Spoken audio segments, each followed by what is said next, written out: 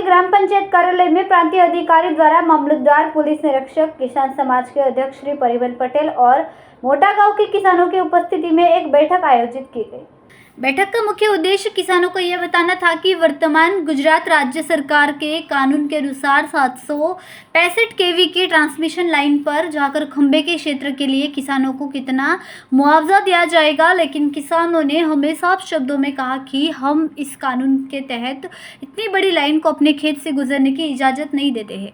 खेडूत समाज के अध्यक्ष परिमल पटेल ने प्रांतीय अधिकारी के माध्यम से सरकार से अनुशंसा की है कि विद्युत परेषण लाइन जिसकी मरम्मत हाल ही में केंद्र सरकार द्वारा तारीख 14/6/2024 को की गई है, राज्य सरकार द्वारा इसे स्वीकार करने और किसानों की जमीन का मूल्य निर्धारित करने और फिर मुआवजे की गणना करने के बाद किसान तय करेंगे कि इस बिजली ट्रांसमिशन के लाइन के लिए सहमति देनी है या नहीं। उन्होंने यह भी मांग की है कि ज़मीन का मूल्य निर्धारित करने के लिए एक मूल्यांकन समिति का गठन किया जाए तो ज़मीन का मूल्य निर्धारित करेगी।